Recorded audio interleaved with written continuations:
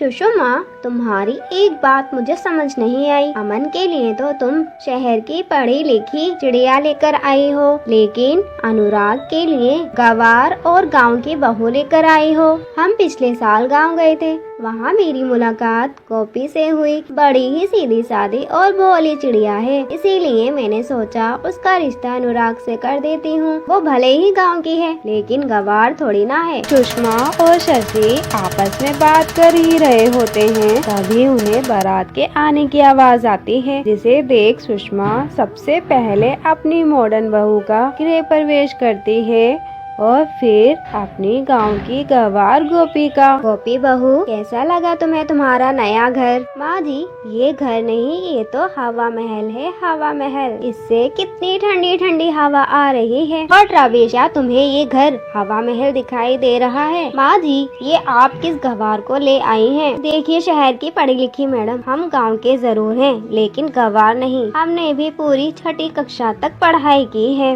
अरे बस भी करो, तुम दोनों अभी तो ठीक से घर में आई भी नहीं हो और तुम्हारे झगड़े शुरू हो गए। सुषमा एक एक करके अपनी बहू को अपने कमरे में छोड़कर आती है।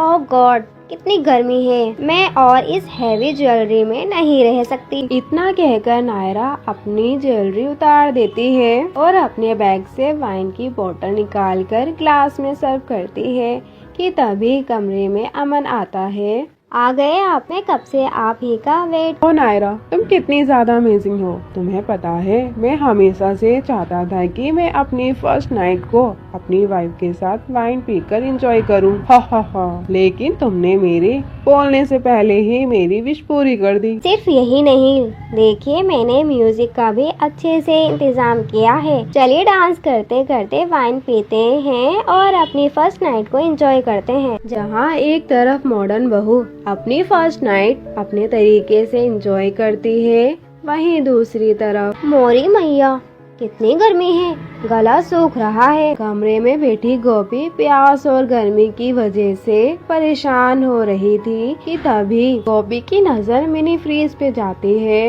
ये क्या है? ये तो कोई डिब्बा जैसा लग रहा है। गोपी जैसे ही उस मिनी फ्रीज को खोलती है तो उसके अंदर से ठंडी हवा और लाइट को देखकर डर जाती है। हाय रे दैया, ये क्या बवाल है? राम राम, लगता है कोई भूत है। बापू कहते थे जहाँ कहीं भी भूत होते हैं वो जगह बहुत ही ठंडी होती है।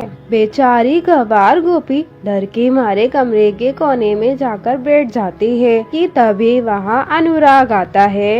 अरे गोपी, इतने बड़े कमरे में यहाँ कोने में क्यों बैठी हो? वो भूत है यहाँ। क्या? कहाँ है भूत? वो तो है आपके पीछे। अनुराग जैसे ही पीछे मुड़ के देखता है, उसे अपना मिनी फ्रीज खुला दिखता है, जिसे देख अनुराग को हंसी आ जाती है। हा हा हा हा। अरे गोपी, वो कोई भूत नहीं है, वो तो एक मिनी फ्रीज है। जैसे किचन के लिए फ्रीज होते हैं, वैसे ही रूम के लिए मिनी फ्रीज होता है। क्या? तुम भी ना गोपी, चलो अब जाकर अपने कपड़े चेंज कर लो। अनुराग की बातें सुन बाथरूम में जैसे ही कपड़े चेंज करने जाती है कि तभी हाय रे दैया, ये क्या? मुझे तो लगा था कि गांव में ही नदी तालाब होते हैं, लेकिन यहाँ शहर में ही कितनी बड़ी नदी है। एक काम करती हूँ, बहुत गर्मी हो रही है, इस नदी में जाकर गर्मी दूर कर देती हूँ।